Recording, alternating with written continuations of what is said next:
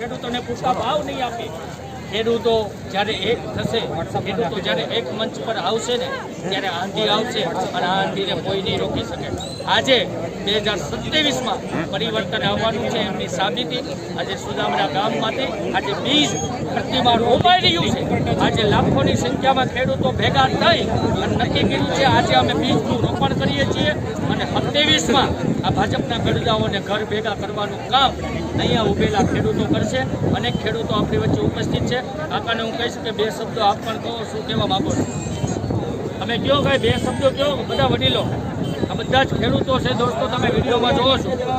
દર્શનભાઈ, ભાવ મળતા નથી, ખેડૂતને કઈ છે જ નહીં, એટલે ખેડૂતને આ ન્યાય મળે છે. આ રાજુભાઈ કરપડા, પ્રવીણ રામ જેલમાં છે, 85 લોકો આજે નિર્દોષને પૂર્યા છે કે છોડાવવા માટે અને કંઈક ન્યાય મળે ખેડૂત એ માટે આવ્યા છે.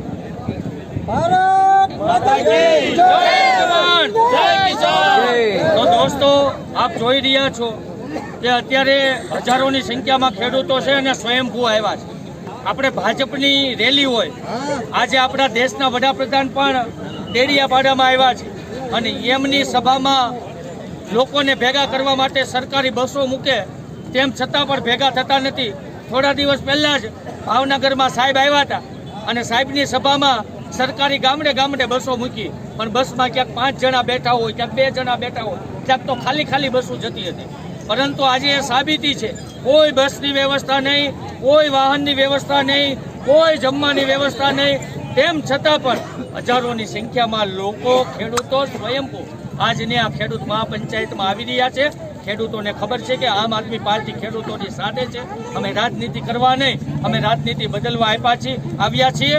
અમે પણ ખેડૂતના દીકરા છીએ અને ખેડૂતનો દીકરો ક્યારેય ઝૂકે નહીં. રાજુ કરપડા જેવા અમારા ખેડૂત નેતા જ્યારે અત્યારે જેલમાં છે ત્યારે દુઃખ સાથે કહેવું પડે કે એ પોતે હાજર નથી, પરંતુ આજે હજારો ખેડૂતો એમ કહેવા માગે છે કે રાજુભાઈ, અમે તમારી સાથે છીએ. જ્યાં જ્યાં અન્યાય આ ભાજપના કરદાઓ કરી રહ્યા છે, આ ભાજપના કરદાઓને ઘર ભેગા કરવા માટેનો સમય હવે આવી ગયો છે અને આજે સુદામડા ગામમાંથી આપણે બીજ રોપવાનું છે અને 2027માં ભાજપના તમામ કરદાઓ ઘર ભેગા થઈ જવાના છે. તમામ હજારો ખેડૂતો અહીંયા ઉપસ્થિત છે અને ખખડીને હોકારો ખાઈ રહ્યા છીએ કે અમે ધાન પેદા કરવા વાળા છીએ, ધરતી ફાડીને ધાન પેદા કરીએ અને આખા ભારત દેશના લોકોનું અમે અન્ન આપીએ છીએ, અન્નના દાતા છીએ. અને એવા ખેડૂતો અહીંયા ઉપસ્થિત છે અને હજારો ખેડૂતોએ આજે મન બનાવ્યું છે કે કંઈક પરિવર્તન આવવાનું છે અને આ પરિવર્તનની આધિમાં આજે આ તમામ ખેડૂતો નિસ્વાર્થ ભાવે ઉપસ્થિત થયા છે. કોઈ પણ પ્રકારની વ્યવસ્થા કરવામાં નથી આવી, વાહનની વ્યવસ્થા નથી કરી, પોતાની ગાડી લઈને આવ્યા છે, પોતાના ખર્ચે ચા પાણી પીવે, પોતાના ખર્ચે પાણીની બોટલ લઈને આવે. અને આ ખેડૂતો એટલા માટે આવ્યા છે કે એ ઈચ્છી રહ્યા છે કે કદાચ બદલાવ આવશે, આમ આદમી પાર્ટીની સરકાર આવશે તો ખેડૂતોને પૂરતા ભાવ મળશે. મોદી સાહેબ આવ્યા છે, એમની સભામાં કોઈ નથી ગયું, આ બધા જ ખેડૂતો સ્વયંભૂ આવ્યા. કાકા, તમે તમારી ગાડી લઈને જ આવ્યા છો ને? પોતાના ખર્ચે આવ્યા છે. જો આ કાકા છે, મારે 96 ગાડી ઈકો લઈને આવ્યો હોય, કઈ નહીં, હવે બધા 10 જણા આવ્યા. વાહ ભાઈ વાહ. અને ખેડૂતને અમારે 100 રૂપિયા આપવા પડે તો આપવાના સરકારને કાઢ હોય. ભારત માતા કી જય,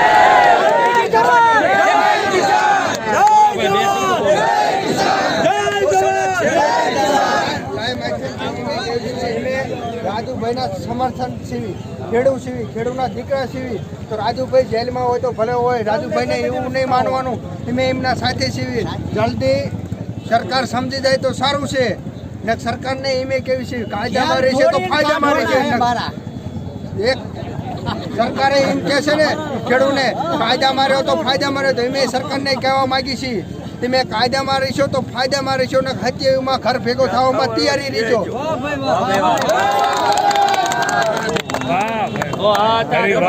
શોષણ જ થઈ ગયું છે.